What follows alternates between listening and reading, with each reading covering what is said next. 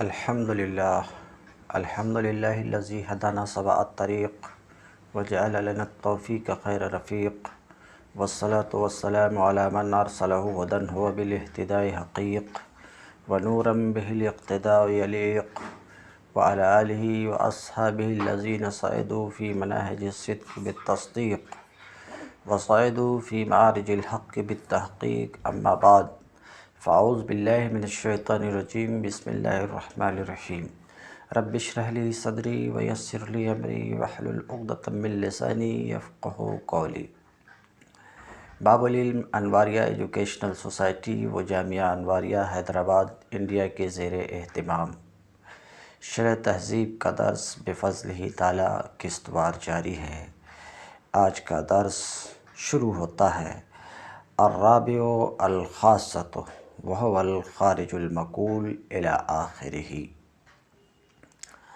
الرابع الخاصہ، چوتھی کلی خاصہ ہے۔ یہ چوتھی کلی اس سے پہلے تین کلیات کی تفصیل گزر چکی کلیات خمسہ میں سے، یعنی نوع، جنس اور فصل کی تفصیل گزر چکی۔ اب خاصہ اور عرض عام کی تفصیل آنا چاہتی ہے۔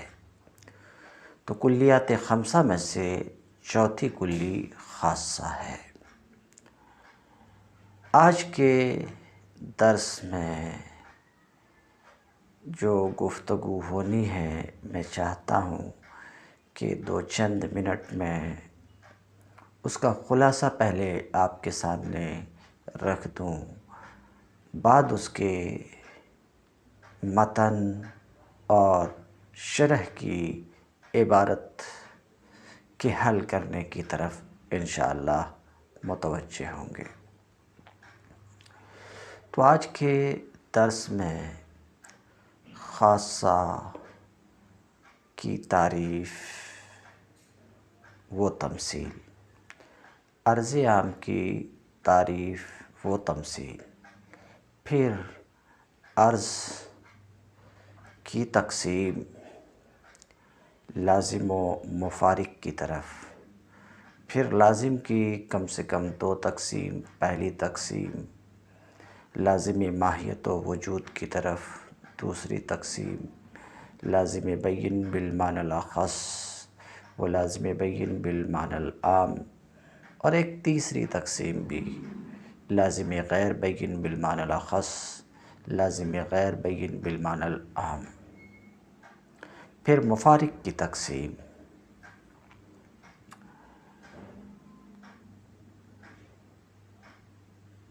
عرض مفارق دائمی اور عرض مفارق غیر دائمی کی طرف، پھر غیر دائمی کی تقسیم سریع الزوال بطیء الزوال کی طرف۔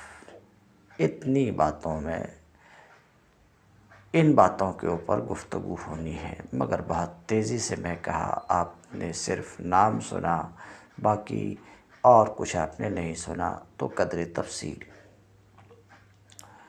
تو آج کے درس میں خاصہ کی تعریف اور عرض عام کی تعریف اور اس کی تمثیل۔ خاصہ، جیسا کہ پیچھے سن چکے ہیں کہ نوع، جنس اور فصل یہ ذاتیات کہلاتی ہیں، اور خاصہ اور عرض عام عرضیات کہلاتی ہیں۔ تو ماسبق سے ہی آپ سمجھ چکے ہیں کہ خاصہ اور عرض عام کلی عرضی ہے، اور نوع اور جنس اور فصل کلی ذاتی ہے۔ تو خاصہ وہ کلی عرضی ہے، خاصہ وہ کلی عرضی ہے جو صرف حقیقت واحدہ کے تحت مندرج افراد پر بولی جائے۔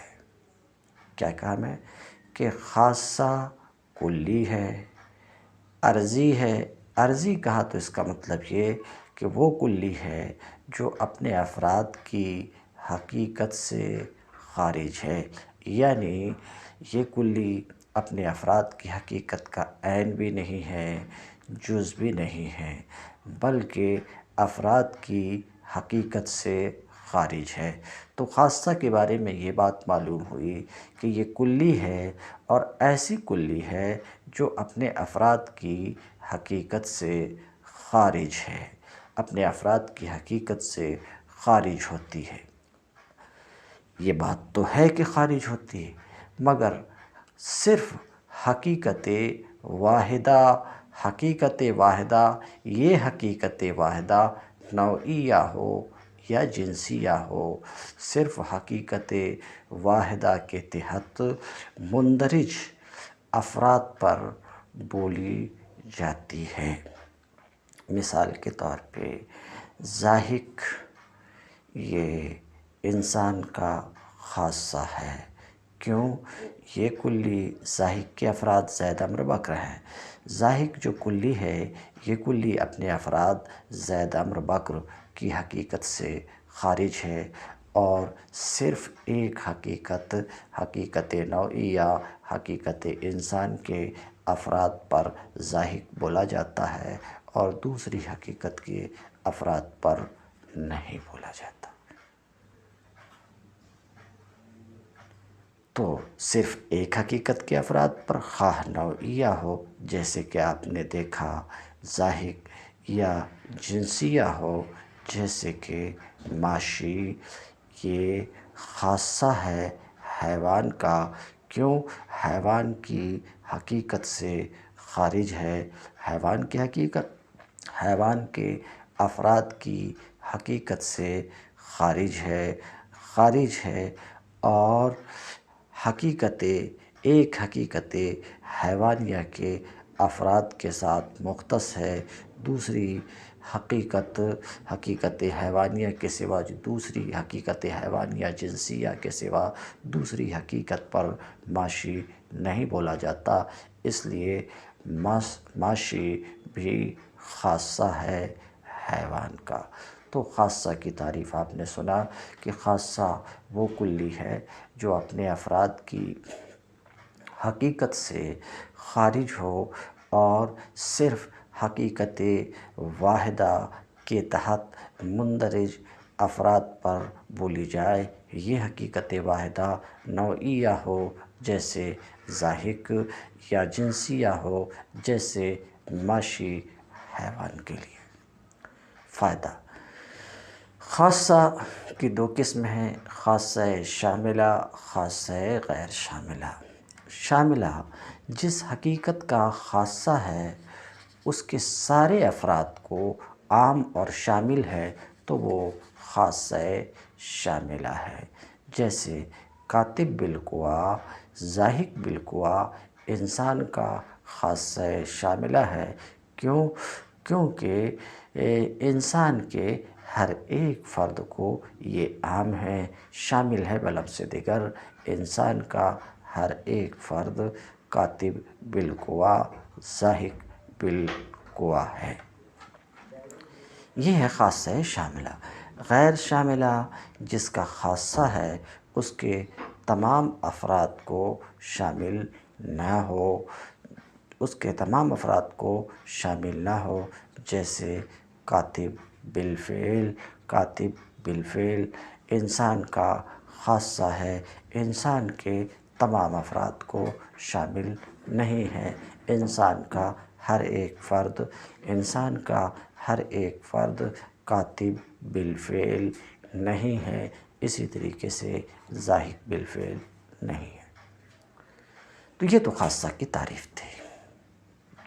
اور مثال: عرض عام وہ کلی ہے جو اپنے افراد کی حقیقت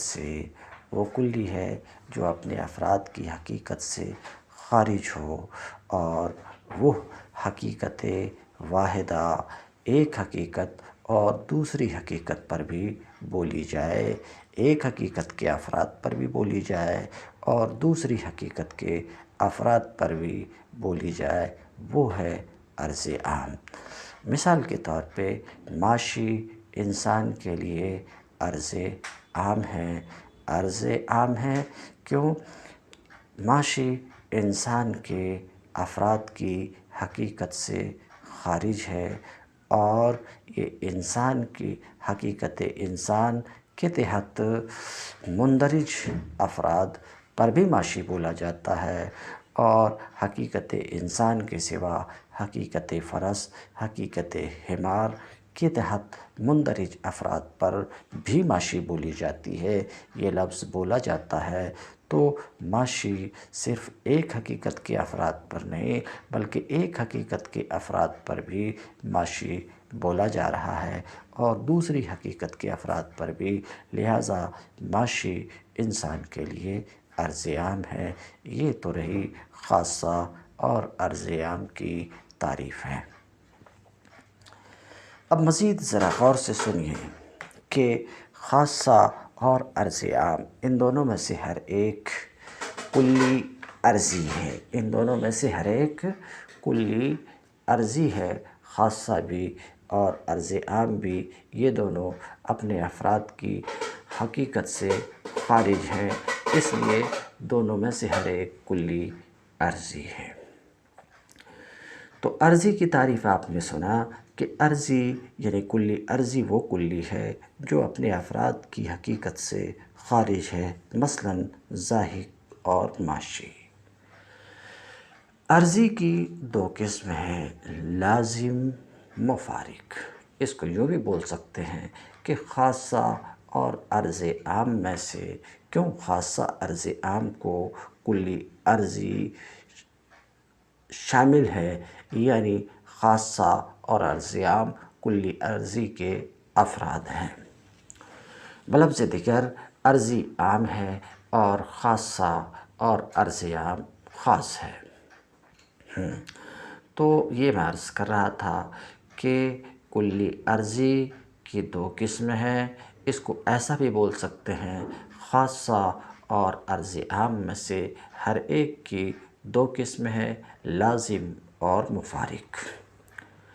تو شارٹ کر کے بولیے کہ کلی عرضی کی دو قسمیں ہیں، لازم اور مفارق۔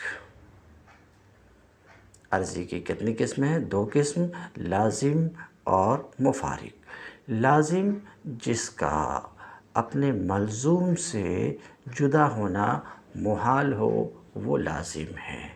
لازم جس کا اپنے ملزوم سے جدا ہونا محال ہو۔ مثال کے طور پہ سواد حبشی کو لازم ہے، یعنی حبشی سے سواد کا جدا ہونا محال ہے۔ مثال کے طور پہ زوجیت یعنی دو برابر میں منقسم ہونا، زوجیت انقسام بے متساوی ہے۔ زوجیت اربع کو لازم ہے، یعنی اربع سے زوجیت کا جدا ہونا محال ہے۔ تو یہ میں عرض کر رہا تھا کہ عرضی کی دو قسمیں ہیں، لازم اور مفارق۔ آپ نے کہا لازم کسے کہتے ہیں، تو میں عرض کیا کہ لازم وہ عرض ہے، لازم وہ عرض ہے جس کا اپنے ملزوم سے، لازم وہ عرض ہے جس کا اپنے معروض سے جدا ہونا محال ہے۔ مثال کے طور پہ زوجیت یہ لازم ہے اربع کو، تو اربع ملزوم، زوجیت لازم، زوجیت عارض، اربع معروض، زوجیت کا اربع سے جدا ہونا محال ہے، تو زوجیت اربع کے لیے لازم ہے۔ حبشی سے سواد کا جدا ہونا، حبشی سے سواد کا جدا ہونا محال ہے، تو سواد حبشی کے لیے لازم ہے۔ لازم کا مفہوم آپ سمجھ چکے۔ لازم یہ کلی عرضی کی عرض کی ایک قسم ہے جس کا ملزوم سے، جس کا اپنے معروض سے جدا ہونا محال۔ مفارق وہ عرض ہے جس کا اپنے معروض سے جدا ہونا محال نہ ہو، جس کا اپنے معروض سے جدا ہونا محال نہ ہو، وہ ہے مفارق۔ تو مفارق کی تعریف جس کا اپنے معروض سے جدا ہونا محال نہ ہو وہ ہے عرض مفارق مفارق مثال کے طور پہ ڈرے ہوئے شخص کا چہرہ پیلا ہو جاتا ہے، پیلا ہو جاتا تو پیلا پن یہ عارض ہے خائف شخص کو عارض ہے، تو خائف آدمی معروض اور یہ صفرت عارض اس عرض کا حال یہ ہے کہ صفرت کا اس شخص سے جدا ہونا محال نہیں ہے، جدا ہونا ممکن ہے، تو یہ صفرت اس شخص کی صفت ہے مگر اس کا جدا ہونا محال نہیں ہے بلکہ جدا ہونا ممکن ہے، تو اسے عرض مفارق کہیں گے۔ تو بات صاف ہو چکی کہ عرض کی دو قسم ہے، لازم اور مفارق، دونوں کی تعریف آپ نے سن لیا۔ اب عرض لازم دو تقسیم کے ساتھ منقسم، اگر یوں کہا جائے تین تقسیم کے ساتھ منقسم تو یہ بھی درست ہے، مگر اس تفصیل میں بھی میں نہیں جاؤں گا، سب سے آخر میں تیسری تقسیم کو انشاءاللہ رکھوں گا۔ تو عرض لازم دو تقسیم کے ساتھ منقسم، یعنی عرض لازم دو تقسیم کے ساتھ منقسم ہے۔ پہلی تقسیم لازم شے، یا تو لازم شے یا تو لازم الماہیت ہوگی یا لازم الوجود ہوگی، یعنی ایک چیز جو دوسری چیز کو لازم ہے، اب یہ دوسری چیز یا تو ماہیت ہے یا وجود، خواہ خارجی ہو یا ذہنی۔ تو لازم کی پہلی تقسیم بتا چکا کہ لازم دو تقسیم کے ساتھ منقسم ہے۔ لازم کی پہلی تقسیم لازم ماہیت اور لازم وجود کی طرف ہے۔ لازم ماہیت وہ لازم ہے جس کا شے سے جدا ہونا محال ہو ماہیت کی طرف نظر کرتے ہوئے۔ کیا مطلب؟ لازم ماہیت وہ ہے جس کا ماہیت سے جدا ہونا محال ہو ماہیت کی طرف نظر کرتے ہوئے، من حیث ہی ہے، یعنی وجود سے قطع نظر کر کے ماہیت سے اس کا جدا ہونا محال ہے، تو اسے لازم ماہیت کہیں گے۔ جیسے زوجیت ماہیت اربع کو لازم ہے قطع نظر اس کے وجود خارجی یا وجود ذہنی سے۔ تو زوجیت اس کا اربع سے جدا ہونا محال ہے ماہیت اربع سے اس کے وجود سے قطع نظر کر کے، تو زوجیت اربع کے لیے لازم الماہیت ہوئی، کیونکہ ماہیت اربع کو لازم ہے اربع کے وجود سے قطع نظر کر کے، یہ ہے لازم الماہیہ۔ دوسرا ہے لازم الوجود، جس کا شے سے جدا ہونا محال ہو وجود خارجی یا وجود ذہنی کی طرف نظر کرتے ہوئے۔ کیا کہا؟ لازم وجود جس کا شے سے جدا ہونا محال ہو وجود خارجی یا وجود ذہنی کی طرف نظر کرتے ہوئے، جیسے وجود خارجی کی طرف نظر کرتے ہوئے، جیسے سواد یہ لازم ہے حبشی کو وجود خارجی کے اعتبار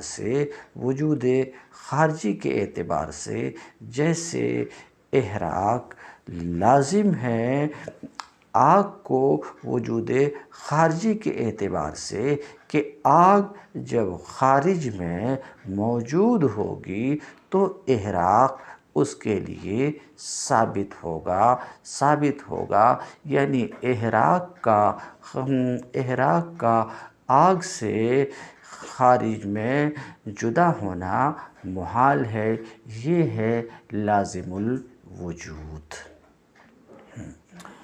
تو آپ نے سنا لازم کی دو قسم ہے، لازم ماہیت، لازم وجود۔ لازم ماہیت، لازم وجود۔ لازم ماہیت میں جیسے کہ زوجیت ماہیت اربع کو لازم ہے، لازم وجود جیسے کہ سواد حبشی کو لازم ہے، حبشی کو لازم ہے کہ سواد کا حبشی سے جدا ہونا محال ہے۔ تو حبشی کو لازم ہے، یعنی وجود خارجی کے اعتبار سے، ماہیت کے اعتبار سے نہیں، کیونکہ حبشی کی ماہیت تو انسان ہے، اور انسان کے لیے، ہر انسان کے لیے کالا ہونا ضروری نہیں ہے۔ تو وجود خارجی کے اعتبار سے سواد حبشی کو لازم ہے، یہ ہے لازم الوجود۔ اسی سے آپ سمجھ چکے ہوں گے کہ لازم الوجود کی بھی دو قسم ہے، لازم الوجود الخارجی، لازم الوجود الخارجی، لازم الوجود الذہنی۔ لازم الوجود الذہنی جیسے کہ کلیت انسان کی طرف نظر کرتے ہوئے کہ کلیت انسان کو لازم ہے، کہاں؟ وجود ذہنی، ذہن میں، کہ انسان جب ذہن میں موجود ہوگا تو کلیت کا اس سے جدا ہونا محال ہے۔ تو آپ سمجھ گئے ہوں گے کہ لازم الوجود کی دو قسمیں ہیں، لازم الوجود الذہنی، لازم الوجود الخارجی۔ تو یہ پہلی تقسیم میں جو میں کہا دو قسم، یہ دو قسم در حقیقت تین قسم ہو گئی، لازم الماہیت، لازم الوجود الخارجی، لازم الوجود الذہنی۔ بہرحال تو لازم کی پہلی تقسیم دو قسموں کی طرف، اختصار کے لیے دو قسم بولنا، ورنہ حقیقت میں تین قسم ہیں۔ تو لازم اولاً منقسم ہیں لازم الماہیت اور لازم الوجود کی طرف، لازم الماہیت اور لازم الوجود کی طرف۔ تو آپ نے سنا کہ لازم، ما سبق میں سنا کہ لازم دو تقسیم کے ساتھ منقسم، پہلی تقسیم ہو گئی، لازم کی ایک اور تقسیم بھی ہے، اور وہ ہے لازم بین بالمعنی الاخص اور لازم بین بالمعنی العام، اور بین کے مقابل میں غیر بین ہوتی تو ایک اور بھی تقسیم، تو کل تین تقسیم ہوگی، دو ہی کو لے رہا ہوں۔ دوسری تقسیم لازم کی، لازم بین بالمعنی الاخص، لازم بین بالمعنی العام۔ لازم بین بالمعنی الاخص وہ لازم ہے جس کا تصور ملزوم کے تصور سے ہی لازمہ ہے۔ تو لازم بین، لازم کی ایک دوسری تقسیم کس کی طرف ہو رہی؟ لازم بین بالمعنی الاخص، لازم بین بالمعنی العام۔ لازم بین بالمعنی الاخص وہ لازم ہے جس کا تصور لازمہ ہے ملزوم کے تصور سے، یعنی جس کا ملزوم کے تصور سے ہی اس کا تصور لازمہ ہے، تو یہ لازم بین بالمعنی الاخص ہے۔ جیسے بصر لازم بین بالمعنی الاخص ہے اما کے لیے، کیونکہ اما کے تصور سے ہی بصر کا تصور لازم آتا، کیونکہ اما نام ہے عدم البصر، اما من شانہ ان یکون بصیر۔ بہرحال تو اما عدم بصر کا نام ہے، اور عدم بصر کا تصور بصر کے تصور کے بغیر محال، تو اما کے تصور سے ہی بصر کا تصور لازم آتا۔ تو حال یہ ہے کہ بصر کا تصور اما کے تصور سے جدا ہونا محال ہے، تو اما کے تصور سے ہی اس کا تصور لازم آتا، تو اسے ہم لازم بین بالمعنی الاخص کہیں گے، یعنی لازم بین بالمعنی الاخص وہ لازم ہے کہ ملزوم کے تصور سے ہی اس کا تصور لازم ہے۔ لازم بین بالمعنی العام وہ ہے کہ ملزوم، لازم اور ان دونوں کے درمیان کی نسبت کے تصور سے لزوم کا جزم لازمہ ہے، لزوم کا جزم لازمہ ہے۔ تو لازم بین بالمعنی العام وہ ہے کہ ملزوم، لازم اور ان کے مابین کی نسبت کے تصور سے لزوم کا جزم لازم آئے، جیسے جوزیت اربع کے لیے۔ کیونکہ جب آپ جوزیت کا تصور کریں گے کہ زوجیت کس کا نام ہے؟ انقسام بمتساویین۔ زوج کس کا نام ہے؟ منقسم بمتساویین۔ دو برابر برابر میں بٹنے والا یہ زوج ہے، تو دو برابر برابر میں بٹنا۔ تو جب آپ تصور کریں گے کس کا؟ زوجیت کا، کہ زوج وہ ہے جو دو برابر برابر میں بٹے، اور تصور کریں آپ کس کا؟ اربع کا، کہ اربع کس کا نام ہے؟ چار ایک کے مجموعے کا نام ہے۔ تو آپ نے جب تصور کریں گے کس کا؟ زوجیت کا اور اربع کا، اور ان دونوں کے درمیان جو نسبت ہے اربع زوج ہے، اس کا تصور کریں گے۔ اربع زوج ہے یعنی دو برابر برابر میں بٹنے والا ہے، تو اس تصور سے آپ کو لزوم کا جزم حاصل ہو جائے گا۔ یہ ہے لازم بین بالمعنی العام کی مثال۔ تو لازم بین بالمعنی العام کسے کہیں گے؟ لازم بین بالمعنی العام کسے کہیں گے؟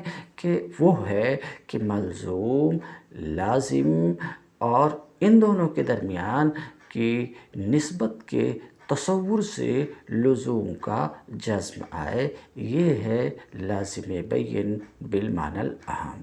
تو ابھی میں کیا کیا؟ کہاں تک چلا؟ عرض کی دو قسم ہے، لازم، مفارق۔ لازم کی میں کہا کہ لازم دو تقسیم کے ساتھ منقسم ہے۔ پہلی تقسیم لازم ماہیت اور لازم وجود کی طرف۔ پہلی تقسیم میں جو لازم کی ہے لازم ماہیت، لازم وجود، تو یہ دو قسم دیکھنے میں لگ رہی لیکن حقیقت میں یہ تین قسم ہے، لازم وجود ذہنی، لازم وجود خارجی۔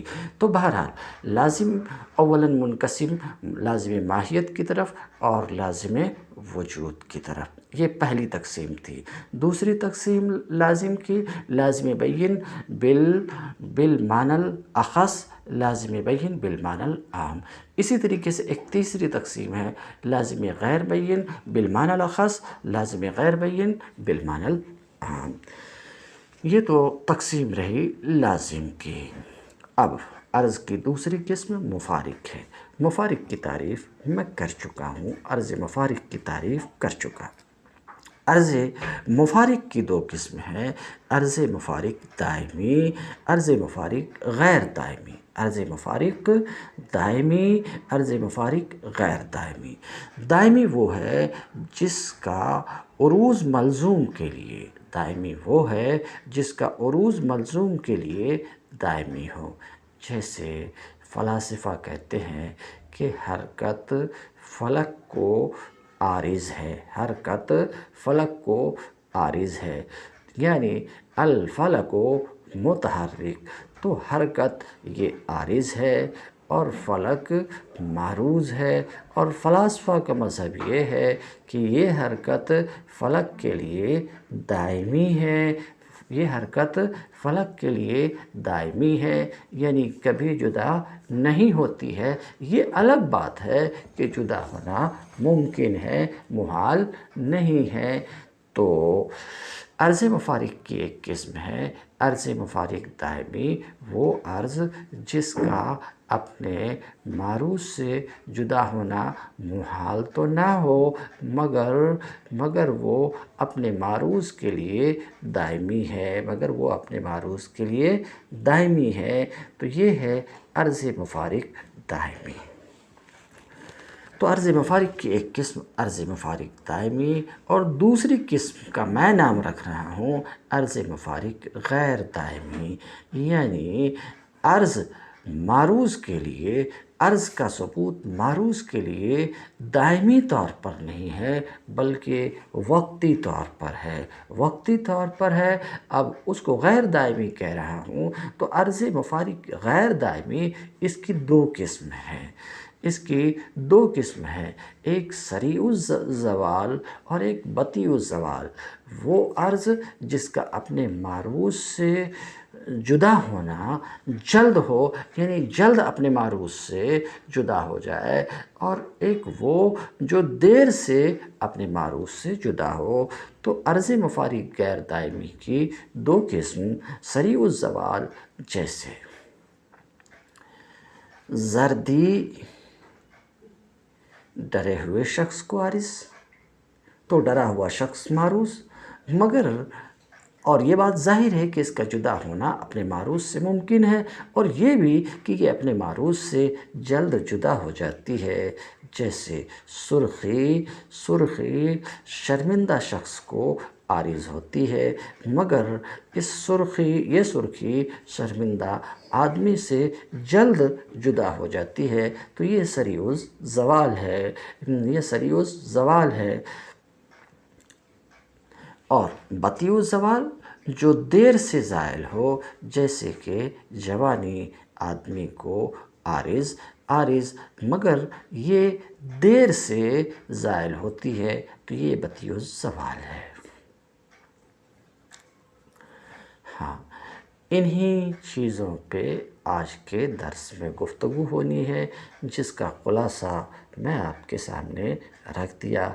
ایک بار پھر نچوڑ بول دیتا ہوں کہ آج کے درس میں کیا ہونی ہے۔ خاصہ ارضیام کی تعریف و تمثیل۔ عرض کی تقسیم لازم و مفارق کی طرف۔ لازم کی تقسیم لازم ماہیت لازم وجود کی طرف۔ لازم کی ایک اور تقسیم لازم بین بالمعنی الاخص بالمعنی العام کی طرف۔ لازم کی ایک اور تقسیم لازم غیر بین بالمعنی الاخص بالمعنی العام کی طرف۔ مفارق کی تقسیم۔ عرض مفارق کی تقسیم۔ عرض مفارق کی تقسیم کس کی طرف؟ عرض مفارق دائمی، عرض مفارق غیر دائمی کی طرف۔ غیر دائمی کی تقسیم سریع الزوال بطیء الزوال کی طرف۔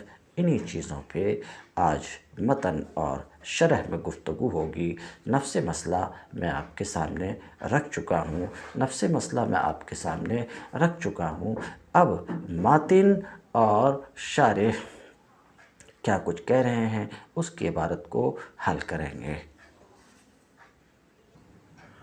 الرابع الخاصہ،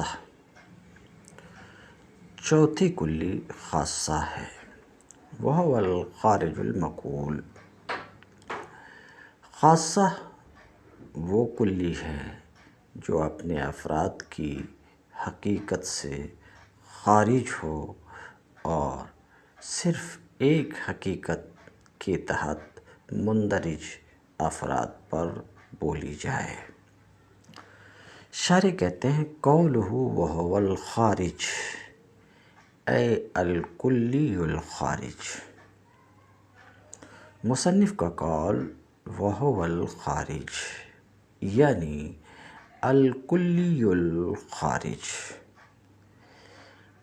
یہ تفسیر سے شارح آپ کو متنبہ کرنا چاہ رہے ہیں کہ ہوا کی ضمیر کو مذکر لایا، حالانکہ خاصہ میں تائے تانیث دکھ رہی ہے، تو بظاہر تانیث دکھ رہی ہے، مگر اس کے باوجود ہوا کی ضمیر کو مذکر لایا، تو ضمیر کی تذکیر یہ کس طریقے سے درست ہے؟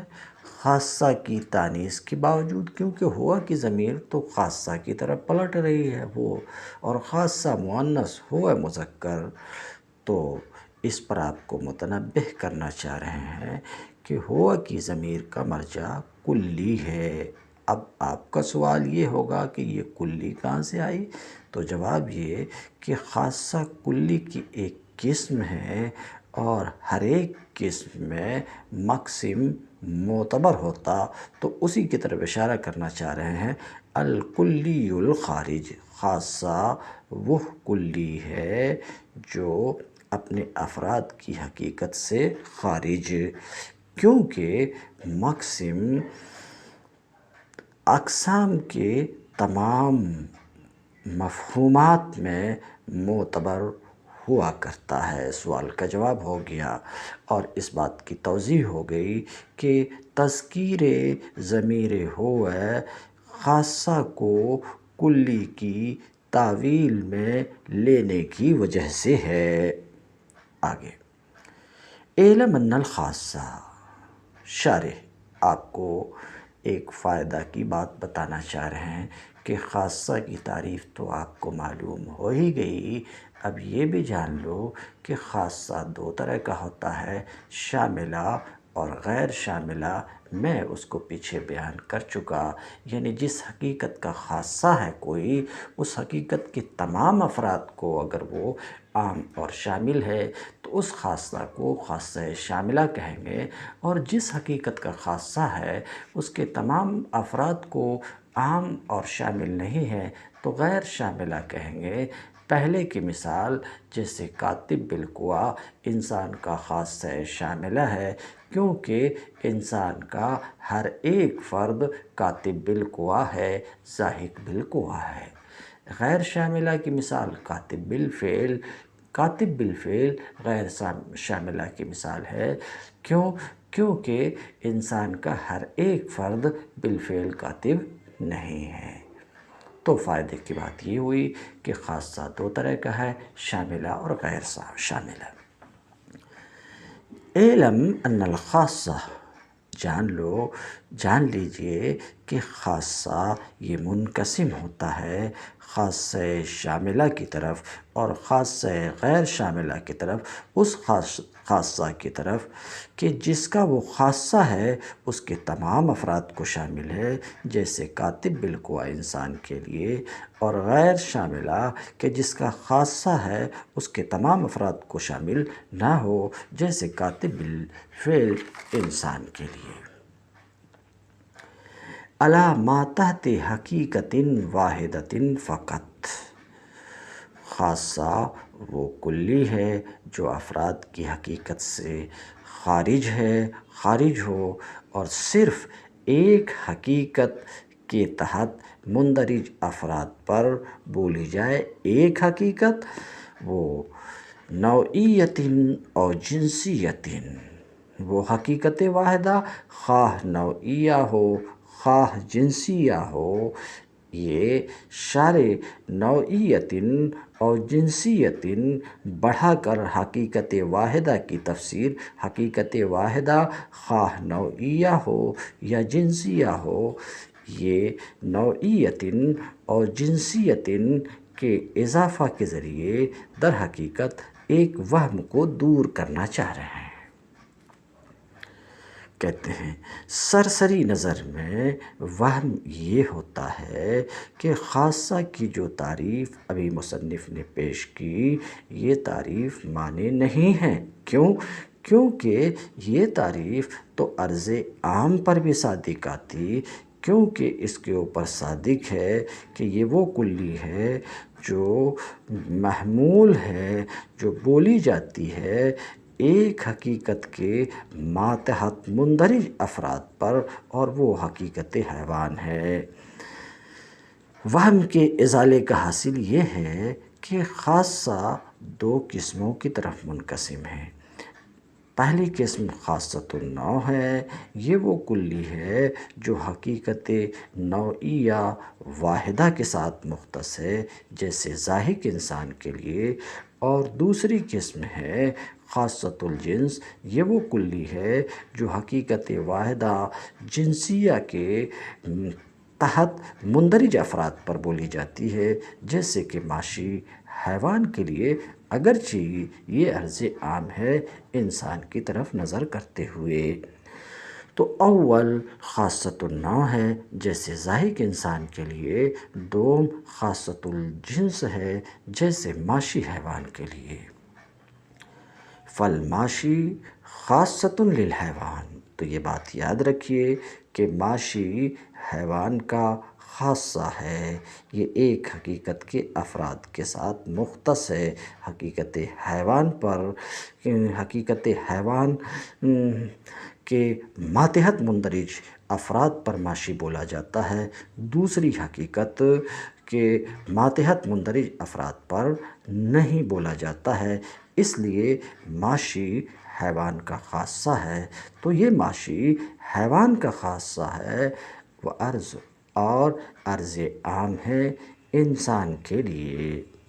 ففہم تو سمجھ لیجئے۔ ففہم سے بھی ایک مصنف کا قول، شارح کا قول ففہم، یہ بھی ایک سوال کا جواب ہے۔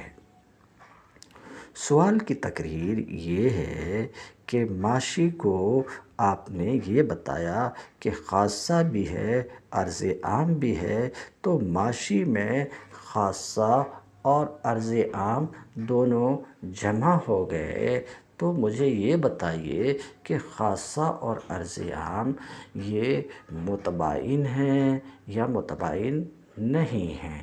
اگر متباین ہیں تو ماشی میں خاصہ اور عرض عام دونوں کیسے جمع ہو گئے؟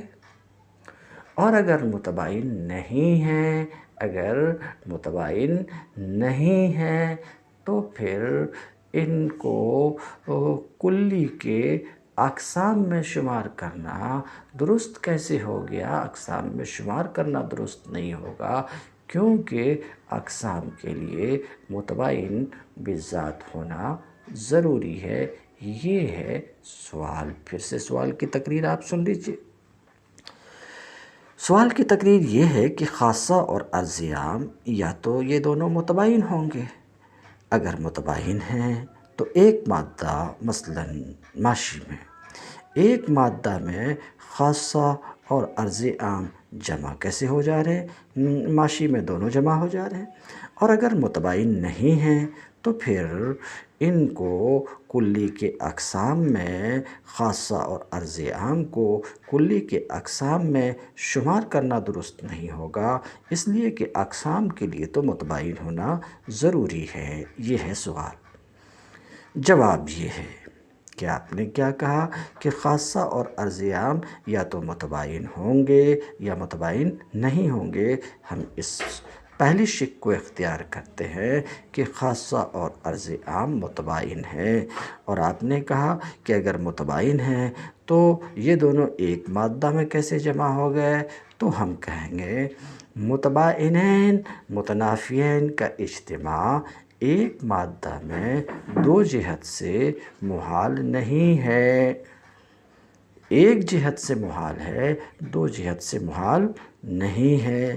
تو ماشی یہ خاصہ ہے اس اعتبار سے کہ حقیقت حیوانیہ کے ساتھ مختص ہے، اور عرض عام انسان کے لیے ہے، اور اس میں کوئی حرج کی بات نہیں ہے۔ کیوں؟ اس لیے کہ اعتبارات کے بدلنے سے احکام بدل جاتے ہیں۔ وَلَوْلَا الْاعْتِبَارَاتُ لَبَطَلَتِ الْحِكْمَةُ۔ ففہم سے اسی سوال کا شارح جواب دین کی طرف اشارہ کر رہے ہیں۔ الخامس العرض العام وهو الخارج المقول علیہا وعلی غیرہا۔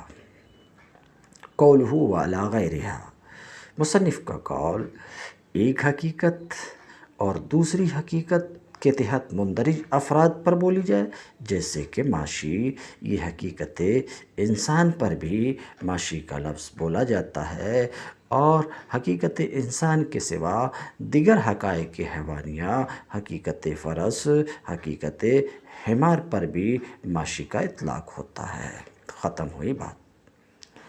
وَكُلٌّ مِّنْهُمَا، متن کی عبارت ہے وَكُلٌّ مِّنْهُمَا إِنِ امْتَنَعَ انْفِكَاكُهُ عَنِ الشَّيْءِ فَلَازِمٌ وَبِالنَّظْرِ إِلَى الْمَاهِيَّةِ أَوِ الْوُجُودِ إِلَى آخِرِهِ۔ مصنف کا قول وَكُلٌّ مِّنْهُمَا، تو دیکھ رہے ہیں مصنف کا قول وَكُلٌّ مِّنْهُمَا۔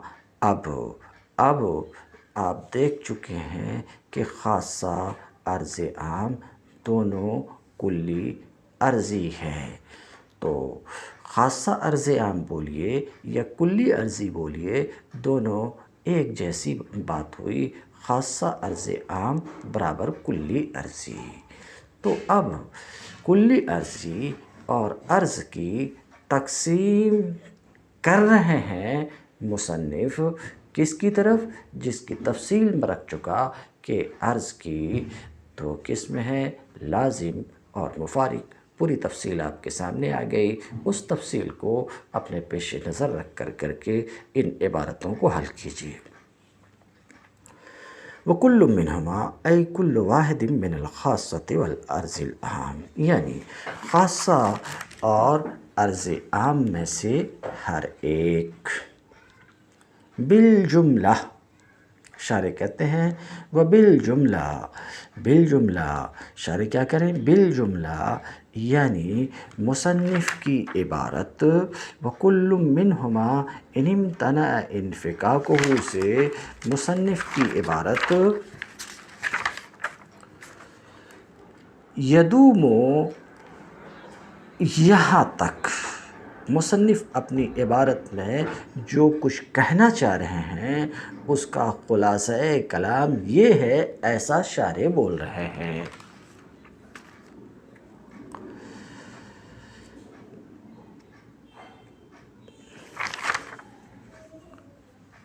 بالجملہ،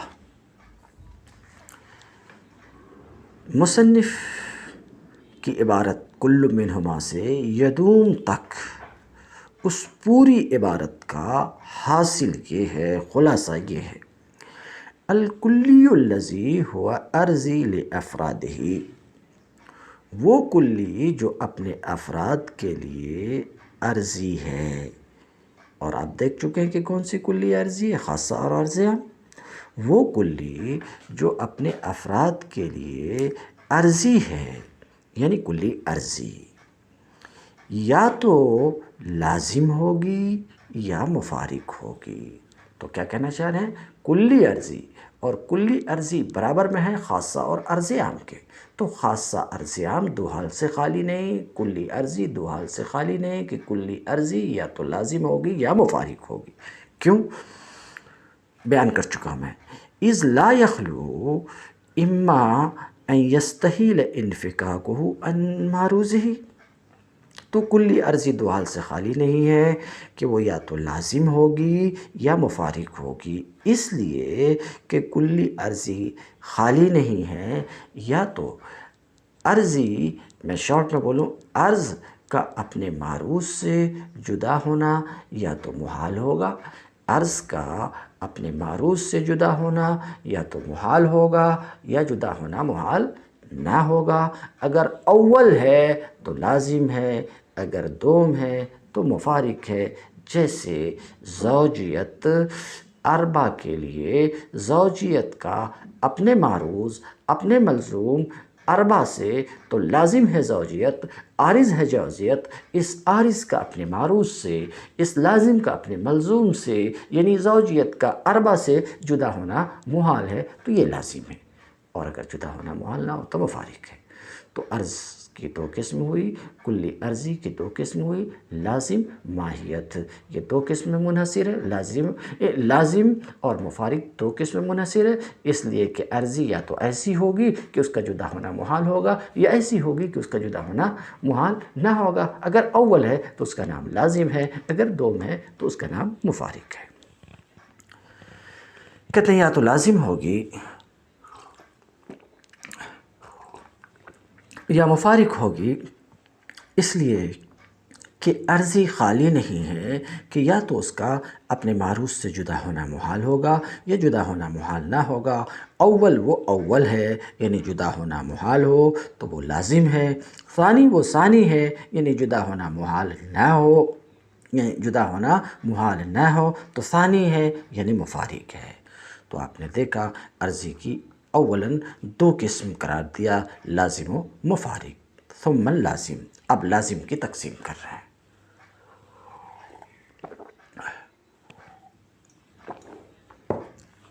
ثم اللازم ينقسم بتقسیمین، پھر لازم یہ دو تقسیم کے ساتھ منقسم ہے۔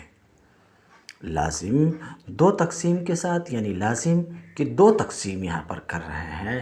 پہلی تقسیم لازم ماہیت اور لازم وجود کی طرف، دوسری تقسیم لازم بین بالمعنی الاخص اور لازم بین بالمعنی العام کی طرف۔ دیکھیں تفصیل دیکھیں۔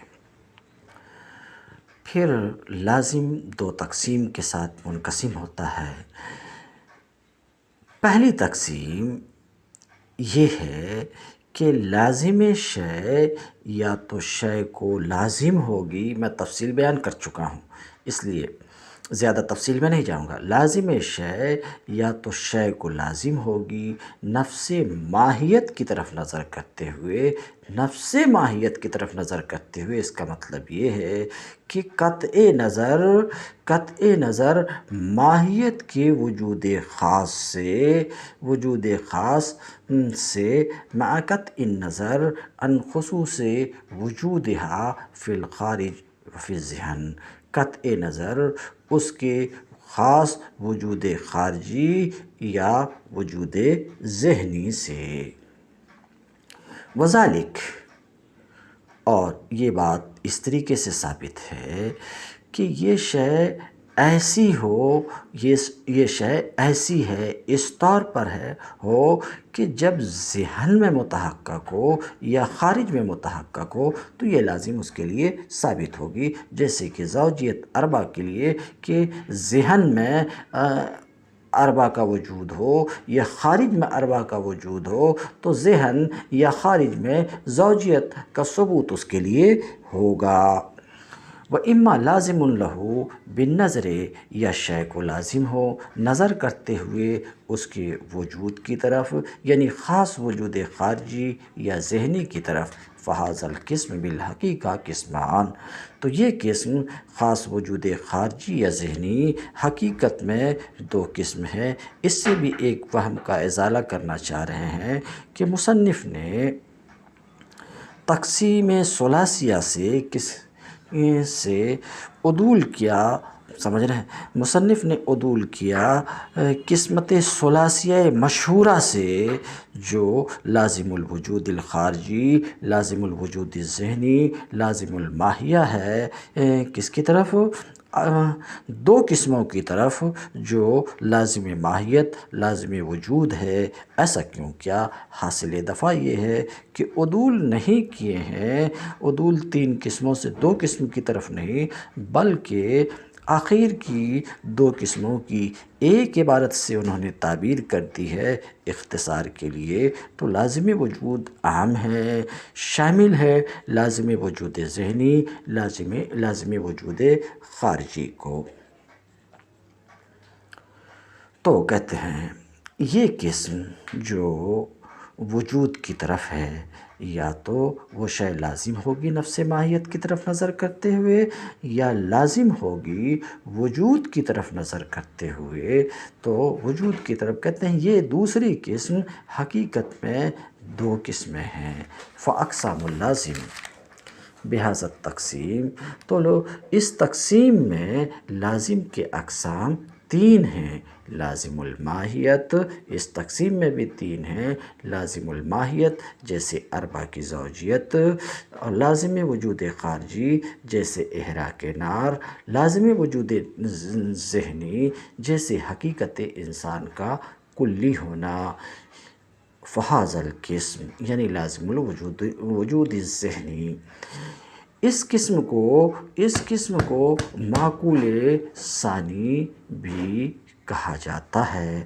والثانی ان اللازم اما بین او غیر بین او غیر بین۔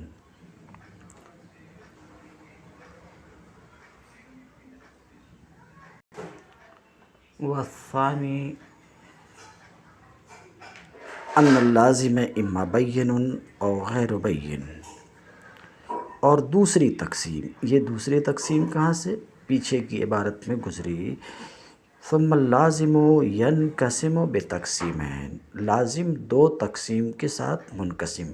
پہلی تقسیم گزر چکی جو لازم ماہیت اور لازم وجود کی طرف تھی، لازم کی۔ والثانی، اور لازم کی دوسری تقسیم، یعنی لازم کی ایک دوسری تقسیم ہے کہ کس کی طرف ہے، کن قسموں کی طرف ہے کہ لازم یا تو لازم بین ہوگی یا لازم غیر بین ہوگی۔ دوسری تقسیم وہ یہ ہے کہ لازم یا تو لازم بین ہوگی یا لازم غیر بین ہوگی۔ یہ لازم کی دوسری تقسیم کہ لازم یا تو لازم بین ہوگی یا غیر بین ہوگی۔ والبین لہو معنیان، اور لازم بین کے دو معنی ہیں، میں بیان کر چکا۔ نمبر ایک تو یہ ہے کہ وہ لازم کہ اس کا تصور لازم آئے ملزوم کے تصور سے، اس کو ایسا بول سکتے ہیں کہ ملزوم کے تصور سے اس کا تصور لازم آئے۔ جیسے بصر لازم بین ہے اس اما کے لیے کہ اما کے تصور سے بصر کا تصور لازم آتا۔ تو بین کے دو معنی، نمبر ایک پہلا معنی کہ ملزوم کے تصور سے اس لازم کا تصور لازم آئے، اور بین کا ایک دوسرا معنی بھی ہے کہ ملزوم لازم اور ان کے درمیان کی نسبت کے تصور سے لزوم کا جزم لازم آئے۔ تو بین کے دو معنی ہوئے، بین کے دو معنی ہوئے۔ کہتے ہیں والبین لہو معنیان، لازم بین کے دو معنی ہیں۔ پہلا معنی تو یہ ہے کہ وہ لازم کہ ملزوم کے تصور سے اس کا تصور لازم آئے، جس طریقے سے کہ بصر کا تصور لازم آتا اما کے تصور سے، فہذا ما یقال، اسی کو بین بالمعنی الاخص کہا جاتا ہے۔ تو بین کے دو معنی میں سے پہلا معنی یہ کہ وہ لازم کہ ملزوم کے تصور سے اس کا تصور لازم آئے، یہ پہلا معنی ہے۔ لازم کو اس معنی میں لازم بین بالمعنی الاخص کہتے ہیں۔ تو لازم بین بالمعنی الاخص کی تعریف یہ ہوئی کہ وہ لازم کہ ملزوم کے تصور سے اس کا تصور لازم آئے، جیسے بصر اما کے لیے۔ تو لازم بین کا یہ معنی ہے کہ ملزوم کے تصور سے اس کا تصور لازم آئے۔ تو اب غیر بین کا معنی کیا ہوگا؟ غیر بین کا معنی یہ ہوگا کہ وہ لازم کہ ملزوم کے تصور سے اس کا تصور لازم نہ آئے، جیسے کتابت بالقوا انسان کے لیے۔ والثانی، اور بین کا دوسرا معنی یہ ہے کہ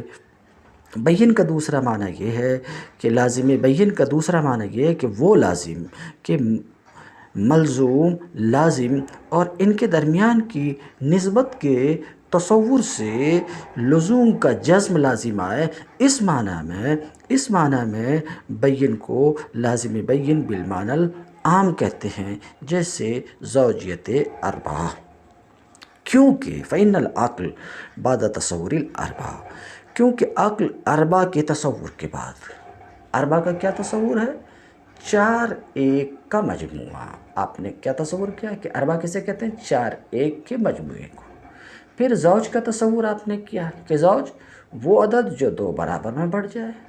پھر زوج کی اربعہ کی طرف جو نسبت ہے کہ اربعہ زوج ہے، جب آپ نے اربعہ کا تصور کیا کہ اربعہ 4 ایک کا مجموعہ، اور زوج کا آپ نے تصور کیا وہ عدد جو 2 برابر میں بڑھ جائے، پھر زوج کی اربعہ کی طرف کہ اربعہ زوج ہے، اس نسبت کا آپ نے تصور کیا، تو لزوم کا آپ کو جزم حاصل ہو جائے گا، کیونکہ عقل اربعہ اور زوجیت، اور اس کی طرف زوجیت کی اربعہ کی طرف زوجیت کی نسبت کے تصور کے بعد حکم جزم لگا دیتی ہے جزمی طور پر کہ زوجیت اس کے لیے لازم ہے۔